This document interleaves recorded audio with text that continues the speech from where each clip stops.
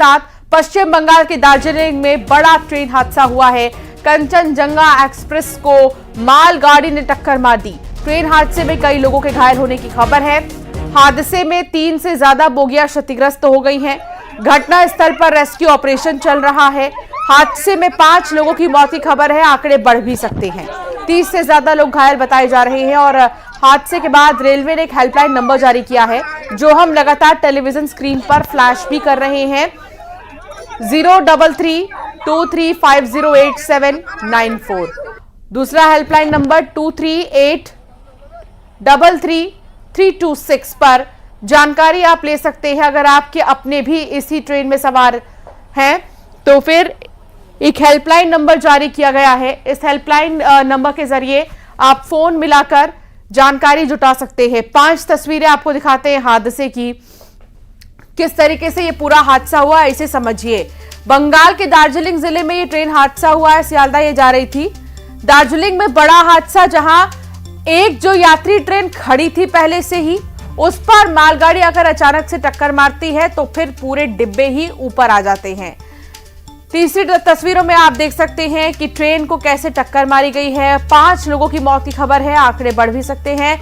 Rescue अभियान चलाया जा रहा है। रेस्क्यू ऑपरेशन अभी चल रहा है। तो दार्जिलिंग में हुए रेल हादसे पर रेल मंत्री अश्विनी वैष्णव का बयान आया है। ट्रेन हादसा दुर्भाग्यपूर्ण है। बचाव कार्य युद्ध स्तर पर चल रहा है। Railway, NDRF, SDRF rescue team में जुटी हुई है। घायलों को अस्पताल पहुंचाया जा रहा है और रेलवे के वरिष्ठ अधिकारी भी मौके पर मौजूद है। अब आपको अश्विनी वैष्णव का भी दिखाते हैं वो पोस्ट, जो उनका बयान आया है, जो उन्होंने जारी किया है सोशल मीडिया प्लेटफॉर्म एक्स पर इस हादसे को लेकर, पश्चिम बंगाल के हादसे को लेकर। उससे पहले ये 2 तस्वीर हम दिखा रहे हैं। कंचनजंगा एक्सप्रेस मालगाड़ी से टकराई है। स्थिति अभी थोड़ा गंभीर है। ये आप देख रहे हैं कंचनजंगा एक्सप्रेस है। ये पीछे यहाँ पे खड़ा था और पीछे से एक मालगाड़ी आके उसको ठोक दिया। 3 बॉगी अभी तक डिटेल्ड हुआ है। 5 फैटलिटी हुआ है, कैजुअलिटी हुआ है 5। अभी तक हम रेस्क्यू कर लिया है। और मालगाड़ी का जो आगे का इंजन है वहाँ पे गैस कटर लगेगा। आरपीएफ भी आगे है। हम लोग लोकल पीएस से आगे है। ठीक है। डेथ कैजुअलिटी कितनी हुई है? अभी तक जो हिसाब है 5 हुआ है। ठीक है। और कितने लोगों की मौत हुई है? 5 का मौत हुआ है अभी तक। ठीक है। इंजर्ड हुआ है? इंजर्ड अभी तक 25 to 30 nearly, but the injuries are not fatal. We have already rescued them with their luggages. एवं एखाने हम लोग लोकल का एम्बुलेंस भी हम लोग अरेंज कर चुके हैं। ठीक है। वो जो पैसेंजर्स हैं हम लोग उन लोगों को बाहर निकाल के एक यहाँ पे एक मदरसा में कैंप भी सेटअप किया है, वहाँ पे लेके जा रहे हैं और वहाँ से फिर आगे बस लेके एनजीपी तक लेके जा रहे हैं। कैसे हुआ था सर? इंसिडेंट कैसे हुआ था? इंसिडेंट पीछे से मालगाड़ी आके ये कंचनजंगा जो एक्सप्रेस है, मालदा कंचनजंगा एक्सप्रेस है, इसको पीछे से कॉलिशन हो गया। ठीक है।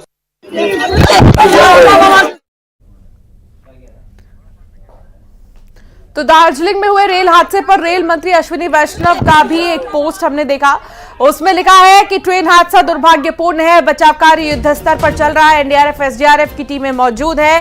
घायलों को अस्पताल पहुंचाया जा रहा है और रेलवे के वरिष्ठ अधिकारी मौके पर मौजूद हैं। रेल मंत्री अश्विनी वैष्णव की तरफ से भी इस पूरे मामले का संज्ञान लिया गया है और जो रेस्क्यू टीमें हैं वो मौके पर पहुंच चुकी हैं, ऐसा उन्होंने भी कहा। और साथ ही एक हेल्पलाइन नंबर जो जारी किया गया है उसके जरिए कनेक्ट करते रहें, ये भी कहा जा रहा है। हेल्पलाइन नंबर लगातार न्यूज 18 आपको दिखा रहा है। हेल्पलाइन नंबर के जरिए आप अपने अपनों का हालचाल ले सकते हैं। वो कैसे हैं इस वक्त जो इस ट्रेन से सफर कर रहे थे। 5 लोगों की मौत की फिलहाल खबर है और 30 से ज्यादा लोगों के घायल होने की भी फिलहाल खबर है। लेकिन ये आंकड़े बढ़ भी सकते हैं और अभी क्योंकि लगातार रेस्क्यू ऑपरेशन चलाया जा रहा है, बड़ा हादसा है, भीषण हादसा है, तो कुछ कहा नहीं जा सकता कि आंकड़े कहां तक पहुंचेंगे।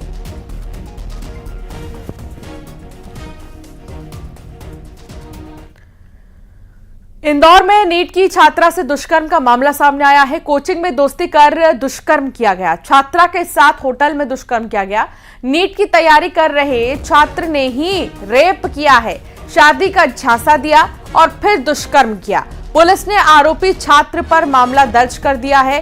पहले उसने झांसा दिया कि वो शादी करेगा, उसको होटल ले गया, उसे बहलाया फुसलाया और फिर दुष्कर्म की वारदात को अंजाम दिया। लेकिन फिलहाल जो छात्र है उस पर केस दर्ज कर लिया गया है। दोनों की मुलाकात एक कोचिंग सेंटर में ही हुई थी। नीट की तैयारी दोनों कर रहे थे और नीट की तैयारी कर रहे छात्र पर अब केस दर्ज कर दिया गया है क्योंकि बहुत परेशान है छात्रा, पीड़ित है। इस पूरे मामले में जांच चल रही है। मिथिलेश गुप्ता संवाददाता साथ जुड़ गए हैं। मिथिलेश, क्या है पूरी स्टोरी, कहां से शुरू हुई और कहां खत्म हुई? देखिए, अभी तक विजयनगर पुलिस को जो जांच में जो तथ्य सामने आए कि 2017 में वो इंदौर पढ़ाई के लिए आई थी, नीट की तैयारी कर रही थी और कोचिंग इंस्टीट्यूट में उनका एक दोस्त बना। पहले उसने दोस्ती की, विश्वास जीता, उसके बाद दुष्कर्म किया और दुष्कर्म जब किया, जो रेप किया, वो शादी के नाम पर झांसा देकर कि हम दोनों शादी कर लेंगे। लेकिन दुष्कर्म करने के बाद में व्यवहार बदलता गया, वो दूसरी लड़कियों से चैटिंग करने लगा और कई लड़कियों से बातचीत कर रहा था और कई सारे मैसेजेस भी उस लड़की ने देखे थे।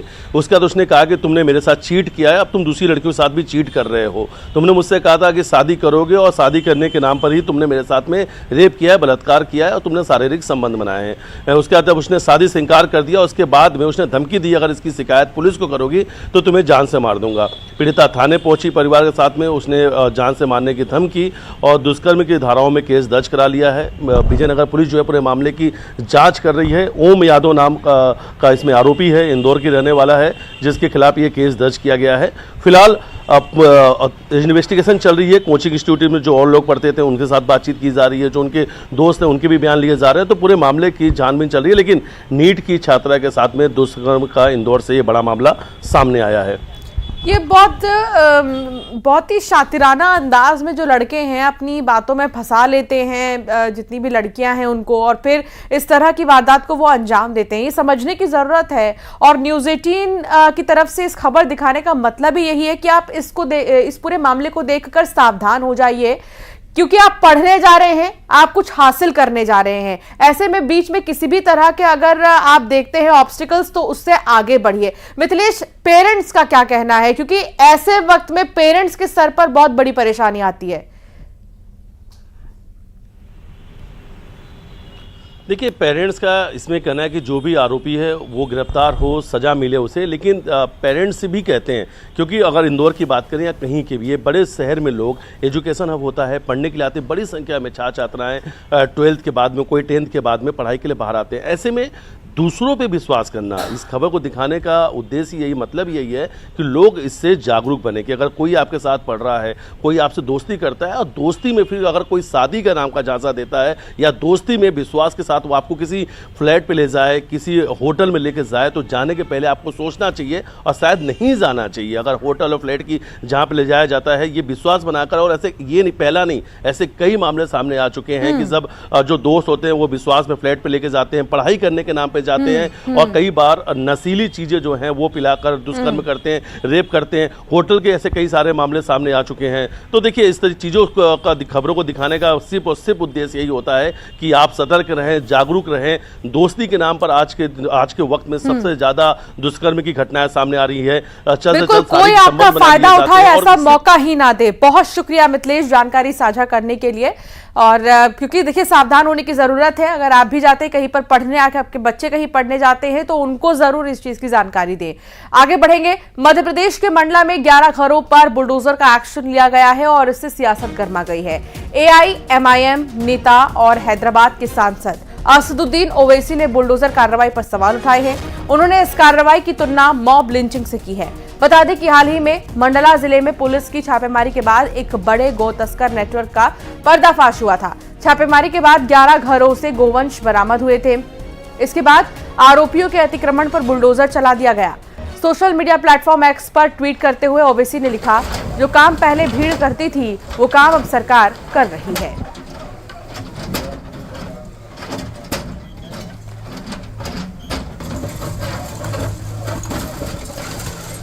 वासु चौरे संवाददाता साथ जुड़ गए हैं। वासु, अतिक्रमण पर अगर एक्शन लिया गया है तो ये सियासत का मुद्दा कैसे बन गया? देखिए, बड़ी सियासी मुद्दा जो है वो मंडला का मामला बनता हुआ नजर आ रहा है। जिस तरह से वहां पर भैंसादेही गांव के 11 घरों में गोवंश मिला, हड्डियां मिली, खाल मिली, चमड़ी मिली, और वहां पर जिस तरह से एक मुखबिर की सूचना पर पुलिस ने कार्रवाई करते हुए इस पूरी कार्रवाई को, इस पूरी घटना जो हुई थी गोवंश के जो अवशेष हैं जो फ्रिज में मिले थे, उसके बाद ये पूरी कार्रवाई को अंजाम दिया गया। और अब इस पूरे मामले को लेकर सियासत भी गरमाई हुई है। AIMIM के चीफ अवसुद्दीन ओवैसी ने ट्वीट किया है और उनका साफ तौर पर मध्य प्रदेश सरकार पर यह हमला है कि मुसलमानों को निशाना बनाया जाता है। वो चुनाव के पहले भी, चुनाव के बाद भी इस तरीके की जो घटनाएं वो कहीं ना कहीं सामने आती हैं और इसमें सरकार वो काम कर रही है जो पहले भीड़ काम किया करती थी। हालांकि देखना होगा कि इस पूरे मामले को लेकर जिस तरह से उन्होंने कांग्रेस पर भी कहीं ना कहीं बिना नाम लिए तंज कसा है, उन्होंने साफ तौर पर लिखा है कि मुसलमानों के वोट जिनको मिलते हैं वो क्यों इस पूरे मामले पर चुप नजर आ रहे हैं। बहरहाल देखना होगा कि आने वाले समय में पुलिस इस पूरे मामले में और क्या खुलासा करती है, क्योंकि जिस तरह से राजस्व विभाग ने जो अवैध रूप से वहां पर घर बनाए गए थे उनको भी तोड़ने का काम किया है, तो उसके चलते ये पूरा मामला और भी ज्यादा गर्मा गया है।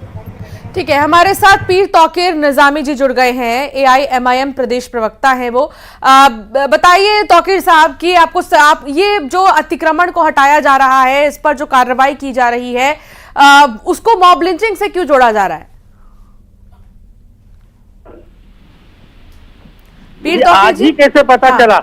हाँ, मतलब कहने का तात्पर्य वही है। All India Muslim Ittehadul Muslimeen इस चीज की मांग करती है कि जितने लोग मंडला मध्य प्रदेश में जो भी किया गया, ये तानाशाही है, हिटलरशाही है। सिर्फ एक धर्म विशेष के लोगों को टारगेट कर रहे हैं, कोई और दूसरा काम नहीं है। इसके अलावा हिंदू मुस्लिम अभी देखा कांग्रेस मौन है। सबसे बड़ी बात यह है कि कांग्रेस जिसने झोली भरकर वोट लिया है उसको इस पर बोलना चाहिए। उनको हमारी मांग है पार्टी की तरफ से कि उनको जिन लोगों के मकान तोड़े गए हैं उन लोगों को उचित मुआवजा दिया जाए। कम से कम उनके परिवारों को, जो लोगों को घर से बेघर किया गया है, बारिश सर पर है, इतना बड़ा जुल्म न किया जाए। इसके लिए हम लोग सड़कों पर भी उतरने के लिए तैयार हैं।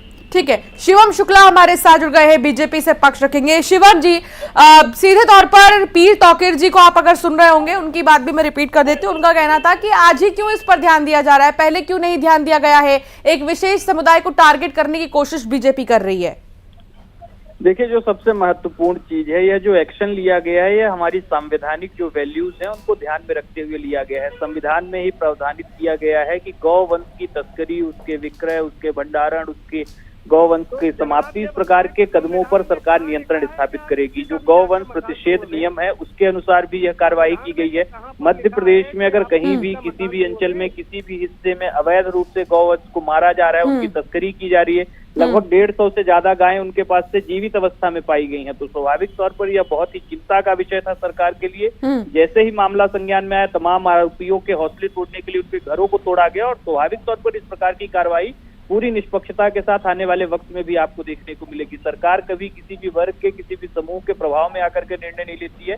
पूरी तरीके से जो विधि सम्मत है, अगर मध्य प्रदेश में कानून का राज्य है, माननीय मुख्यमंत्री जी ने बहुत स्पष्टता के साथ शुरू से ही स्पष्ट मैं एक रिएक्शन मिथुन अहिरवार से भी ले लूं, कांग्रेस के प्रवक्ता हमारे साथ जुड़ गए हैं।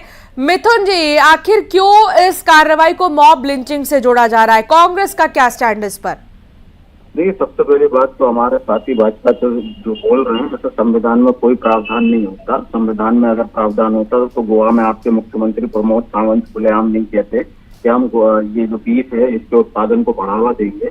आपके नेता अर्नेस्ट मावरी नहीं कहते कि मैं बड़े खुशी से गौ मांस खाता हूँ। आपके नेता किरण रिजिजू नहीं कहते कि मैं बीफ खाता हूँ। संविधान को सब जगह एक जैसा लागू होता है। अब बात आती है बुलडोजर पे। अभी आपके मंत्री का एक वीडियो आप लोगों ने वायरल किया था, आपके मंत्री रविंद्र सिंह, उनका कहना है दलित बेटी जिसको कि जिसकी संदिग्ध परिस्थितियों में हत्या हो गई, जिसकी माँ को निर्वस्त्र घुमाया, उसने पूछा कि इन लोगों का घर क्यों नहीं गिराया जा रहा, तो उनका कहना है कि संविधान में ऐसा कोई प्रावधान ही नहीं है कि बुलडोजर चलाया जाए। तो जब कमजोर लोगों के साथ, दलितों के साथ, माइनॉरिटीज के साथ जब अन्याय अत्याचार होता है, उनकी बेटियों को निर्वस्त्र किया जाता है, उनके साथ दुराचार होता है, तो उसके आरोपियों क्योंकि वो भाजपा से जुड़े हैं, उसके ऊपर तो बुलडोजर चलाने का कोई संवैधानिक प्रावधान नहीं होता। लेकिन जब कमजोरों की बात आती है तो आपके संविधान में प्रावधान आ जाता है। तो इस दोहरी नीति को भाजपा को बदलने की आवश्यकता और स्टैंड क्लियर करें। क्या संविधान में ऐसा कोई प्रावधान है कि बुलडोजर चला जाए, और जब नहीं है तो भूपेंद्र सिंह दलितों के मामले में क्यों पलट जाते हैं? कार्रवाई अपनी जगह और अब सियासत अपनी जगह चल रही है। देखना होगा कि आगे क्या जो है ये सियासत कोई बड़ा रूप लेती है। बहुत शुक्रिया आप सभी का साथ जुड़ने के लिए और बातचीत के लिए। वासु, आपका भी बहुत शुक्रिया जानकारी साझा करने के लिए। खबरों में आगे बढ़ेंगे और बात करेंगे जबलपुर की। जेल में नशे की सप्लाई का खुलासा हुआ है। नशे की मंडी नेताजी सुभाष चंद्र बोस बना है। ऐसे में जो ये मंडी है और अब ये जो केंद्र बन चुका है नशे का, बोस केंद्रीय जेल, सेंट्रल जेल के अंदर नशीले पदार्थों की बेधड़क सप्लाई हो रही है। गांजा, तंबाकू, सिगरेट ले जाते 2 जेल प्रहरी पकड़े गए हैं। मामले में एक जेल प्रहरी को निलंबित कर दिया गया है, दूसरे के खिलाफ विभागीय जांच शुरू कर दी गई है। सवाल यह है कि आखिर हौसले इतने बुलंद कैसे हैं और जेल में नशे की जो सप्लाई है वो कब से चल रही थी, इस पर क्यों नहीं अब तक ध्यान दिया गया। नशे की मंडी बना नेताजी सुभाष चंद्र बोस केंद्रीय जेल और अब इस जेल के अंदर नशीले पदार्थों की बेधड़क सप्लाई चल रही थी, जिसका खुलासा हो गया है।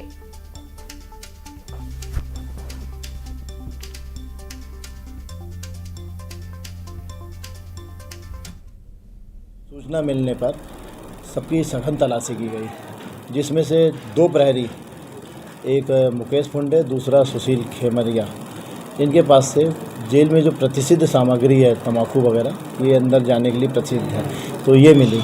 इसमें मुकेश फुंडे के पास तंबाकू के अलावा 2 नग पैकेट जिसमें गांजा था, लगभग 46 ग्राम जिसकी मात्रा वो मिला। साथ ही सिगरेट के पैकेट, 7 तंबाकू के पैकेट और अन्य सामग्री मिली। FIR की गई और थाने में केस रजिस्टर करा दिया गया और सुनील खेमरिया के खिलाफ विभागीय जांच की जा रही है। मध्य प्रदेश में बदमाशों के खिलाफ मुख्यमंत्री काफी सख्त हो चुके हैं। मुख्यमंत्री के निर्देश पर एक्शन में पुलिस अब नजर आ रही है और 15,000 से भी ज्यादा पुलिसकर्मियों का एक साथ बहुत बड़ा ऑपरेशन देखने को मिला। एक ही रात में करीब 8,000 अपराधी पकड़े गए हैं। 125 से ज्यादा इनामी गिरफ्तार किए गए हैं। सभी IG, DIG, SP थाना प्रभारी सड़कों पर उतरे। DGP भी खुद रात भर सड़कों पर रहे। मुख्यमंत्री के निर्देश के बाद एक्शन में पुलिस नजर आई और पुलिस का यह बड़ा कॉम्बिंग ऑपरेशन, अब तक का सबसे बड़ा कॉम्बिंग ऑपरेशन, मध्य प्रदेश में 8,000 से भी ज्यादा बदमाशों को गिरफ्तार किया गया। इनमें से 125 से ज्यादा तो इनामी बदमाश थे जिनकी तलाश लंबे समय से हो रही थी और ये अपने आप को छिपाए फिर रहे थे। आखिरकार ये जो मुहावरा है, कानून के हाथ लंबे होते हैं, ये सही साबित होता हुआ नजर आ रहा है। और इस एक्शन के बाद तो और भी जो अपराधी, जो बदमाश डाउट में जी रहे हैं, वो क्लियर हो गए होंगे कि चाहे कहीं भी रहो, पकड़ के पुलिस बाहर निकालेगी। सभी IG, DIG, SP थाना प्रभारी सड़कों पर उतरे। खुद DGP भी रात भर सड़कों पर ही रहे। मध्य प्रदेश में बदमाशों की अब खैर नहीं, क्योंकि मुख्यमंत्री की तरफ से, मुख्यमंत्री डॉक्टर मोहन यादव की तरफ से निर्देश दिए गए थे एक्शन के लिए और एक्शन में पुलिस नजर आई।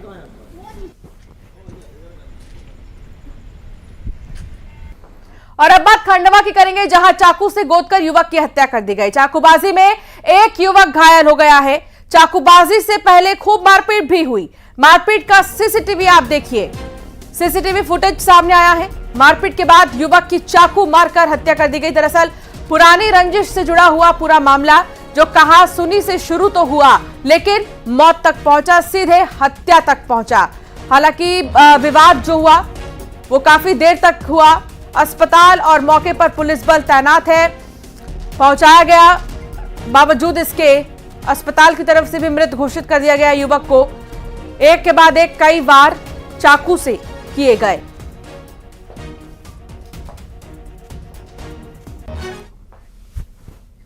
नल है जल नहीं, यह हाल है टीकमगढ़ का। भीषण गर्मी का दौर चल रहा है। पारा 42 डिग्री तक पहुंच चुका है। भीषण गर्मी में यहां पानी की भयंकर किल्लत हो रही है। बमहोरी कला गांव में पानी की कमी से लोग परेशान हैं। यहां पानी के लिए एक ही कुआं है। पानी के लिए लोग कई घंटों तक लाइन में खड़े रहते हैं। इसके बाद पानी के लिए टैंकर मंगाने पड़ रहे हैं। लोगों का कहना है कि यहां नल जल योजना भी शुरू नहीं हुई है।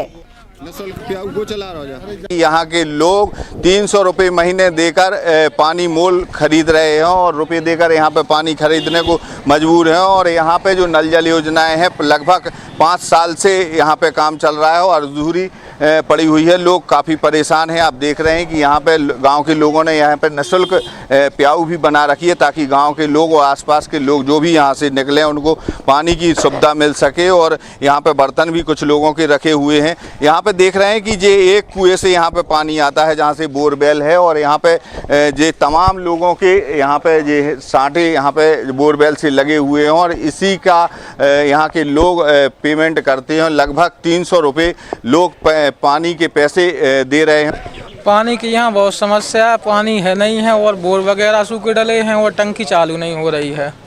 टंकी चालू हो पाई अभी 4 साल से अधूरा काम है। पानी की समस्या है सर। गए बमोरी में आज कम 5-8 साल से पुरानी जो टंकी थी वो ध्वस्त हो चुकी है।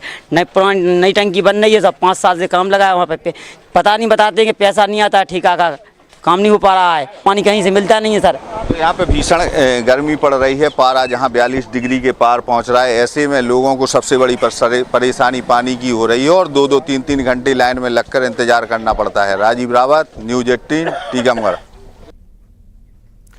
विश्व प्रसिद्ध पर्यटन और धार्मिक नगरी ओरछा में खुदाई के दौरान कई पुराने अवशेष मिल रहे हैं। पार्किंग के पास खुदाई में एक छोटी मंदिर नुमा आकृति दिखाई दी है। अब उसे खोदा गया तो एक मंदिर और एक बरामदा मिला है। फिलहाल काम को रोक दिया गया है। अब आगे का काम एक्सपर्ट्स की देखरेख में मशीनों से नहीं बल्कि हाथों से होगा। इससे पहले भी राजमहल में रेनोवेशन के दौरान भी एक बस्ती के अवशेष मिल चुके हैं।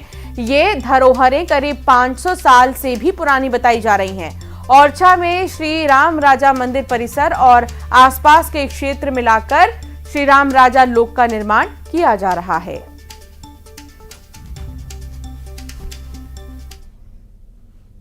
रामलोक का जो काम चल रहा है बारी चतुर्भुज मंदिर के सामने, वहाँ पे कल शाम को जेसीबी से जब जहाँ खुदाई की जा रही थी तो एक स्ट्रक्चर नीचे जमीनी सतह के बेसमेंट मिला है और उसको देखा गया तो एक बड़ा सा दालान और पास में उसके एक कुआं और एक छोटा मंदिर भी वहाँ प्राप्त हुआ है।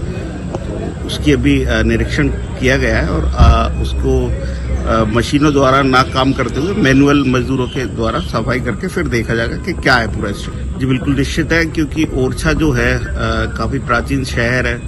बहुत सारी जगह हमें छोटे छोटे कोठियाँ और महलों के अवशेष प्राप्त होते हैं और इसी ये जो बेसमेंट प्रथा है ओरछा में बहुत पहले से ही चली आ रही है, तो निश्चित ही मिलेगा, हर जगह ही मिलेगी। तो बागेश्वर धाम के बाबा पंडित धीरेन्द्र शास्त्री भगवान बद्रीनाथ धाम पहुंचे हैं। यहां वो आज से 19 जून तक भव्य कथा का आयोजन करेंगे। धीरेन्द्र शास्त्री हेलीकॉप्टर से बद्रीनाथ धाम पहुंचे। इसके बाद खाक चौक आश्रम पहुंचकर भगवान बजरंगबली की विशेष पूजा भी की।